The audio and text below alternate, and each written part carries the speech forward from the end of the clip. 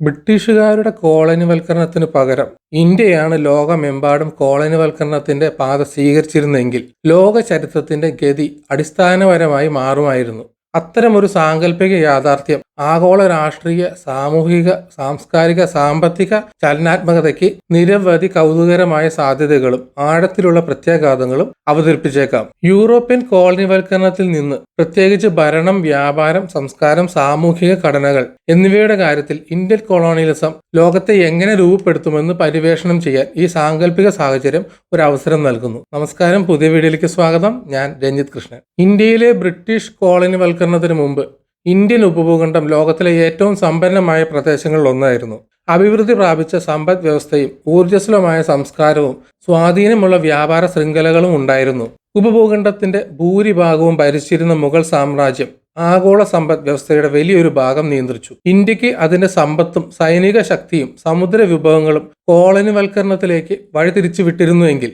ലോകമെമ്പാടും കോളനികൾ സ്ഥാപിക്കാമായിരുന്നു. ചോളരും ചേരന്മാരും പോലെയുള്ള ഇന്ത്യയുടെ തീരദേശ രാജ്യങ്ങൾ തെക്ക് കിഴക്കൻ ഏഷ്യയിലേക്ക് തങ്ങളുടെ സ്വാധീനം വ്യാപിപ്പിച്ചുകൊണ്ട് നാവിക വൈദഗ്ധ്യം ഇതിനകം പ്രകടിപ്പിച്ചിരുന്നു. വ്യാപാരത്തിലൂടെയും കുടിയേറ്റത്തിലൂടെയും ഇന്ത്യൻ സംസ്കാരം തെക്ക് കിഴക്കൻ ഏഷ്യയിലേക്കും ഇന്ത്യൻ മഹാസമുദ്ര ദ്വീപുകളിലേക്കും വ്യാപിപ്പിച്ചതിനാൽ ഇന്ത്യൻ സമുദ്ര കോളനിവൽക്കരണം എന്ന ആശയം തികച്ചും വൈദേശികമായിരുന്നില്ല. അങ്ങനെ ആഫ്രിക്കയിലും മിഡിൽ ഈസ്റ്റിലും തെക്ക് കിഴക്കൻ ഏഷ്യയിലും അതിനും അപ്പുറവും കോളനികൾ സൃഷ്ടിക്കാൻ ഇന്ത്യക്ക് ഈ അടിത്തറ കെട്ടിപ്പടുക്കാമായിരുന്നു. ഇന്ത്യ ഒരു കോളനിവൽക്കരണ ശക്തിയായി മാറുന്നതിന് നിരവധി പ്രധാന ഘടകങ്ങൾ വിന്യസിക്കേണ്ടതുണ്ട്. മുഗൾ സാമ്രാജ്യമോ മറാത്ത സാമ്രാജ്യമോ പോലുള്ള ശക്തമായ ഒരു കേന്ദ്രീകൃത ഗവൺമെന്റോ സാമ്രാജ്യമോ ആഭ്യന്തര ഏകീകരണത്തെക്കാൾ വിദേശ വിപുലീകരണത്തിൽ ശ്രദ്ധ കേന്ദ്രീകരിക്കേണ്ടതുണ്ട്. മുഗളന്മാരുടെ കീഴിലായാലും മറ്റൊരു ശക്തിയുടെ കീഴിലായാലും കൂടുതൽ ഏകീകൃത ഇന്ത്യക്ക് കോളനിവൽക്കരണം പിന്തുടരാൻ ആവശ്യമായ സൈനിക സാമ്പത്തിക വിഭവങ്ങൾ ഉണ്ടായിരിക്കുമായിരുന്നു.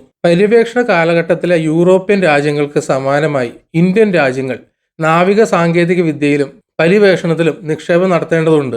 നൂതന കപ്പൽ നിർമ്മാണ സാങ്കേതിക വിദ്യകളും നാവിഗേഷൻ ഉപകരണങ്ങളും വികസിപ്പിക്കുകയോ കടമെടുക്കുകയോ ചെയ്തിരുന്നുവെങ്കിൽ ഇന്ത്യക്ക് പുതിയ പ്രദേശങ്ങൾ പര്യവേഷണം ചെയ്യാനും വിദേശത്ത് കോളനികൾ സ്ഥാപിക്കാനും കഴിയുമായിരുന്നു. കോളനിവൽക്കരണം പലപ്പോഴും പ്രകടമായ വിധി, മതപരമോ പ്രത്യയശാസ്ത്രപരമോ ആയ തീക്ഷ്ണത അല്ലെങ്കിൽ സാമ്പത്തിക അഭിലാഷം എന്നിവയാൽ നയിക്കപ്പെടുന്നു. ഇന്ത്യൻ ഭരണാധികാരികൾ തങ്ങളുടെ സംസ്കാരമോ മതമോ രാഷ്ട്രീയ വ്യവസ്ഥിതിയോ പ്രചരിപ്പിക്കാനുള്ള ശക്തമായ ആഗ്രഹം വളർത്തിയെടുത്തിരുന്നുവെങ്കിൽ അവർ മറ്റ് പ്രദേശങ്ങളിൽ കോളനിവൽക്കരിക്കാൻ ശ്രമിച്ചേനെ. ഇന്ത്യ കോളനികൾ സ്ഥാപിച്ചിരുന്നെങ്കിൽ ബ്രിട്ടീഷ്, ഫ്രഞ്ച് അല്ലെങ്കിൽ സ്പാനിഷ് സാമ്രാജ്യങ്ങൾക്ക് സമാനമായി ഒരു വലിയ ബഹുരാഷ്ട്ര സാമ്രാജ്യം സൃഷ്ടിക്കുമായിരുന്നു. ഇന്ത്യൻ കോളനികൾ തെക്ക് കിഴക്കൻ ഏഷ്യയിലും കിഴക്കൻ ആഫ്രിക്കയിലും മിഡിൽ ഈസ്റ്റിന്റെ ചില ഭാഗങ്ങളും വ്യാപിച്ചിരിക്കാം. ഇതിനകം വിപുലമായ ഇന്ത്യയുടെ വ്യാപാര ശൃംഖലകൾ കൂടുതൽ വികസിക്കുകയും ഇന്ത്യൻ ഉപഭൂഖണ്ഡത്തെ കേന്ദ്രീകരിച്ച് ശക്തമായ ഒരു ആഗോള സമ്പദ് വ്യവസ്ഥ സൃഷ്ടിക്കുകയും ചെയ്യുമായിരുന്നു. ഒരു കൊളോണിയൽ ശക്തിയായി ഇന്ത്യയുടെ ഉയർച്ച അനിവാര്യമായും യൂറോപ്യൻ രാജ്യങ്ങളുമായുള്ള മത്സരങ്ങളിലേക്ക് നയിക്കുമായിരുന്നു. പോർച്ചുഗീസുകാരും ഡച്ചുകാരും ഫ്രഞ്ചുകാരും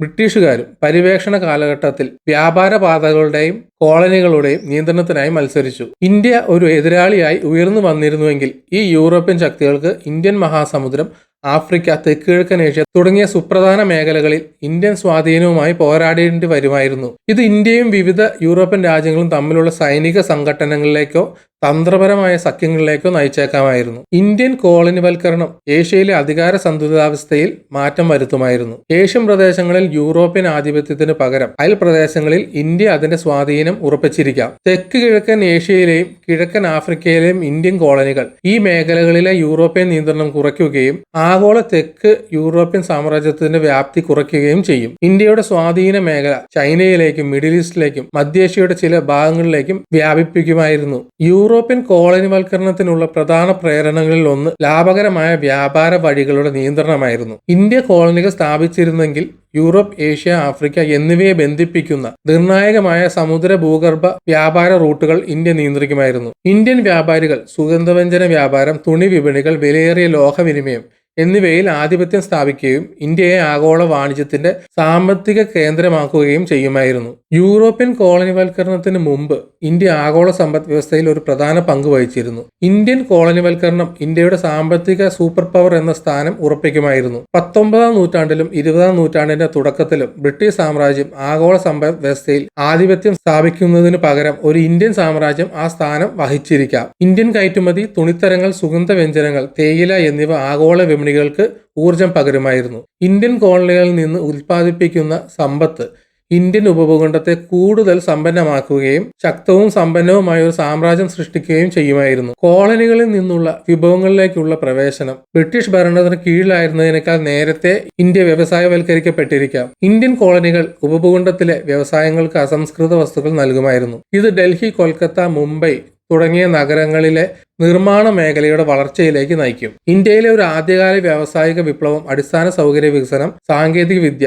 നഗരവൽക്കരണം എന്നിവയെ ത്വരിതപ്പെടുത്തുമായിരുന്നു. ഇന്ത്യയുടെ സമ്പന്നവും വൈവിധ്യപൂർണവുമായ സാംസ്കാരിക പൈതൃകം അതിന്റെ കോളനികളിലുടനീളം വ്യാപിക്കുമായിരുന്നു. ഇന്ത്യൻ ഭാഷകൾ, മതപരമായ ആചാരങ്ങൾ, ഹിന്ദുമതം, ബുദ്ധമതം, ഇസ്ലാം എന്നിവ പോലുള്ളവ, പാചകരീതിയും കലയും കോളനികളിലെ പ്രാദേശിക സംസ്കാരങ്ങളെ സ്വാധീനിക്കുമായിരുന്നു. ആഫ്രിക്ക, തെക്ക് കിഴക്കൻ ഏഷ്യ, ഇന്ത്യൻ നിയന്ത്രണത്തിലുള്ള മറ്റ് പ്രദേശങ്ങൾ എന്നിവിടങ്ങളിൽ ഇന്ത്യൻ വാസ്തുവിദ്യയും മതസ്മാരകങ്ങളും നിർമ്മിക്കപ്പെട്ടിരിക്കാം. പ്രാദേശിക പാരമ്പര്യങ്ങളുമായി സംയോജിച്ച് അതുല്യമായ സങ്കര സംസ്കാരങ്ങൾ സൃഷ്ടിക്കുമായിരുന്നു. പകരമായി ഇന്ത്യൻ കോളനികൾ ഉപഭൂഖണ്ഡത്തിന്റെ സാംസ്കാരിക ഭൂപ്രകൃതിയെ സ്വാധീനിക്കുമായിരുന്നു. കോളനികളിൽ നിന്നുള്ള ആശയങ്ങളുടെയും ചരക്കുകളുടെയും ആളുകളുടെയും കടന്നുകയറ്റം ഇന്ത്യയെ ഇതിനകം ഉണ്ടായിരുന്നതിനേക്കാൾ സാംസ്കാരികമായി വൈവിധ്യപൂർണ്ണമാക്കുമായിരുന്നു. ഇന്ത്യൻ ജാതി വ്യവസ്ഥ, മതപരമായ ആചാരങ്ങൾ, സാമൂഹിക മാനദണ്ഡങ്ങൾ എന്നിവ പ്രാദേശിക ആചാരങ്ങളുമായി സംവദിക്കുമായിരുന്നു. ഇത് കോളനികളിലും ഇന്ത്യയിലും പുതിയ സാമൂഹിക ശ്രേണികളിലേക്കും സാംസ്കാരിക ആചാരങ്ങളിലേക്കും നയിച്ചേക്കാം. ഇന്ത്യ വളരെ കാലമായി മതപരവും ദാർശനികവുമായ ചിന്തകളുടെ കേന്ദ്രമാണ്. ഇന്ത്യ മറ്റു പ്രദേശങ്ങളെ കോളനിവൽക്കരിച്ചിരുന്നുവെങ്കിൽ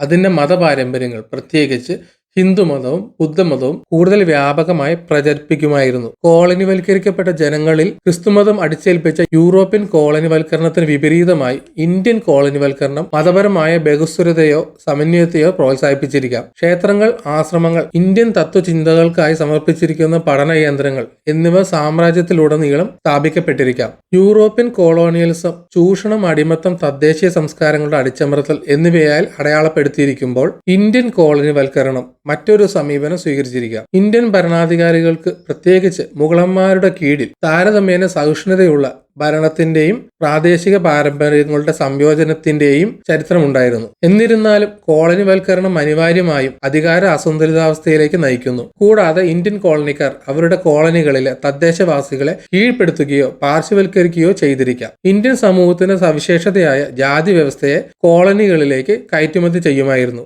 ഇത് പുതിയ സാമൂഹിക തരംതിരിവിലേക്ക് നയിക്കുമായിരുന്നു. കോളനികളിലെ തദ്ദേശീയ ജനവിഭാഗങ്ങൾ ജാതി ശ്രേണിയിലേക്ക് സംയോജിപ്പിച്ചിരിക്കാം. ഇത് അസമത്വങ്ങൾ വർദ്ധിപ്പിക്കും, അല്ലെങ്കിൽ ഇന്ത്യൻ ആചാരങ്ങളെ അടിസ്ഥാനമാക്കിയുള്ള സാമൂഹിക ക്രമത്തിന്റെ പുതിയ രൂപങ്ങൾ സൃഷ്ടിക്കും. ലോകത്തിന്റെ വിശാലമായ പ്രദേശങ്ങളിൽ ഇന്ത്യ കോളനിവൽക്കരിച്ചിരുന്നുവെങ്കിൽ ഹിന്ദുമതവും ബുദ്ധമതവും പോലുള്ള ഇന്ത്യൻ മതങ്ങളും ഇസ്ലാമിന്റെ ഇന്ത്യൻ വ്യാഖ്യാനങ്ങളും ആഗോള ശക്തികളായി മാറുമായിരുന്നു. കർമ്മം, ധർമ്മം, ആത്മീയ ആചാരങ്ങൾ എന്നിവയിൽ ഊന്നൽ നൽകുന്ന ഹിന്ദുമതം കോളനികളെ മാത്രമല്ല ആഗോള മതചിന്തയെ സ്വാധീനിച്ചിരിക്കാം. ക്ഷേത്രങ്ങളും ഇന്ത്യൻ ആത്മീയതയുടെ കേന്ദ്രങ്ങളും കോളനികളിൽ തഴച്ചു വളരുകയും ഇന്ത്യൻ മതപാരമ്പര്യങ്ങളെ ഇന്ത്യക്ക് പുറത്തുള്ള ദശലക്ഷക്കണക്കിന് ആളുകളുടെ ആത്മീയ ജീവിതത്തിന്റെ അവിഭാജ്യ ഘടകമാക്കുകയും ചെയ്യുമായിരുന്നു. ഏഷ്യയിലുടനീളം വ്യാപിച്ച ബുദ്ധമതം കൂടുതൽ ശക്തി പ്രാപിക്കുമായിരുന്നു. ഒരുപക്ഷെ ആഗോള മതങ്ങളിൽ ഒന്നായി മാറുമായിരുന്നു. ഇന്ത്യൻ സ്വാധീനമുള്ള ഇസ്ലാമിന്റെ രൂപങ്ങൾ, പ്രത്യേകിച്ച് മിസ്റ്റിസത്തിനും സഹിഷ്ണുതയ്ക്കും ഊന്നൽ നൽകുന്ന സൂഫി പാരമ്പര്യങ്ങൾ ആഫ്രിക്കയിലെയും മിഡിൽ ഈസ്റ്റിലെയും ചില ഭാഗങ്ങളിൽ പ്രാധാന്യം നേടുമായിരുന്നു. ഇന്ത്യൻ കോളനിവൽക്കരണം പാശ്ചാത്യ തത്വശാസ്ത്രത്തെയും സാഹിത്യത്തെയും ശാസ്ത്രത്തെയും ബാധിക്കുമായിരുന്നു.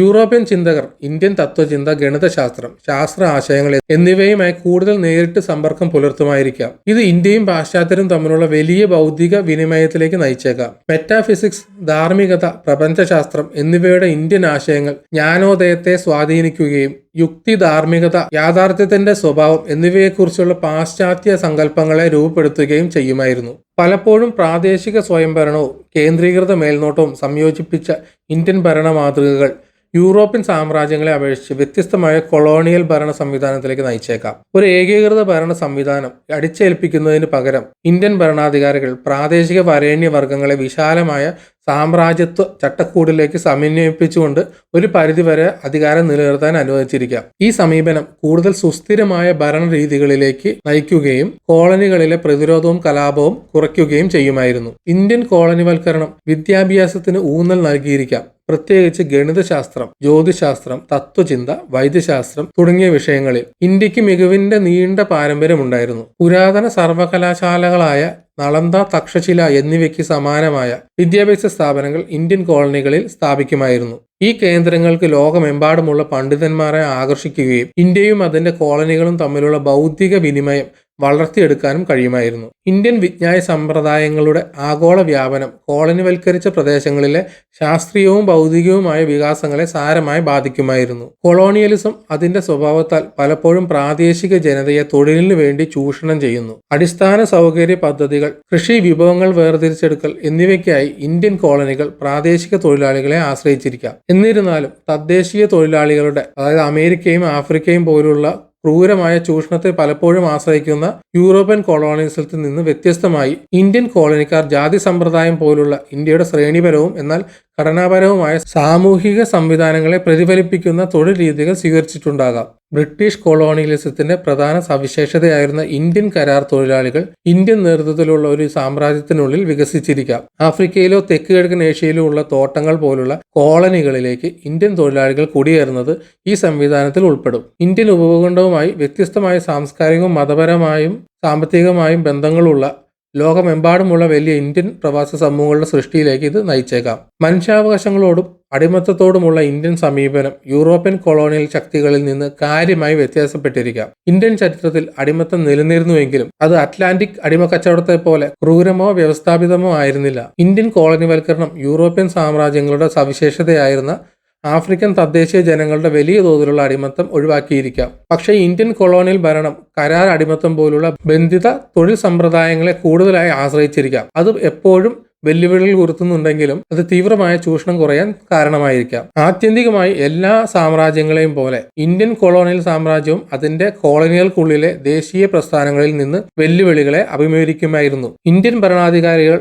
അവരുടെ കോളനികൾ എങ്ങനെ കൈകാര്യം ചെയ്യുന്നു എന്നതിനെ ആശ്രയിച്ച് ഇന്ത്യൻ അപകോളനീകരണത്തിന്റെ സ്വഭാവം യൂറോപ്യൻ അപകോളനീകരണത്തിൽ നിന്ന് വ്യത്യസ്തമായിരിക്കും. ഇന്ത്യൻ കോളനിവൽക്കരണം കൂടുതൽ സഹിഷ്ണുത പുലർത്തുകയും പ്രാദേശിക ആചാരങ്ങൾ ഉൾക്കൊള്ളുകയും ചെയ്തിരുന്നുവെങ്കിൽ അപകോളനീകരണ പ്രക്രിയ കൂടുതൽ സമാധാനപരമാകുമായിരുന്നു. എന്നിരുന്നാലും ഇന്ത്യൻ കോളനിക്കാർ അവരുടെ കോളനികളെ ചൂഷണം ചെയ്യുകയും അടിച്ചമർത്തുകയും ചെയ്തിരുന്നുവെങ്കിൽ സ്വാതന്ത്ര്യത്തിനായി അക്രമാസക്തമായ സമരങ്ങൾ ഉണ്ടാകുമായിരുന്നു. ഇന്ത്യയുടെ ബഹുസ്വരതയുടെയും സാംസ്കാരിക സമന്വയത്തിന്റെയും ചരിത്രപരമായ പാരമ്പര്യം കണക്കിലെടുക്കുമ്പോൾ ഇന്ത്യൻ കോളനിവൽക്കരണത്തിന്റെ പാരമ്പര്യം യൂറോപ്യൻ കൊളോണിയലിസത്തേക്കാൾ വിനാശകരമായിരിക്കില്ല. ഇന്ത്യൻ സാംസ്കാരികവും മതപരവുമായ സ്വാധീനങ്ങൾ അതിന്റെ മുൻ കോളനികളിൽ ശാശ്വതമായ മുദ്ര പതിപ്പിക്കുമായിരുന്നു. കൊളോണിയൽ കാലത്ത് സ്ഥാപിതമായ ഇന്ത്യൻ പ്രവാസി സമൂഹങ്ങൾ ആഗോള സമ്പദ് വ്യവസ്ഥയിലും സംസ്കാരത്തിലും സുപ്രധാന പങ്ക് വഹിക്കുന്നത് തുടരും. എന്നിരുന്നാലും ജാതി വ്യവസ്ഥ പോലെയുള്ള ചില ശ്രേണീബദ്ധമായ സാമൂഹിക ഘടനകളുടെ കയറ്റുമതി അസമത്വത്തിന്റെയും സാമൂഹിക വർഗീകരണത്തിന്റെയും കാര്യത്തിൽ പ്രശ്നകരമായ പാരമ്പര്യങ്ങൾ അവശേഷിപ്പിച്ചേക്കാം. ബ്രിട്ടീഷുകാരുടെ കോളനിവൽക്കരണത്തിന് പകരം ഇന്ത്യ ഒരു കോളനിവൽക്കരണ ശക്തിയായി മാറിയിരുന്നുവെങ്കിൽ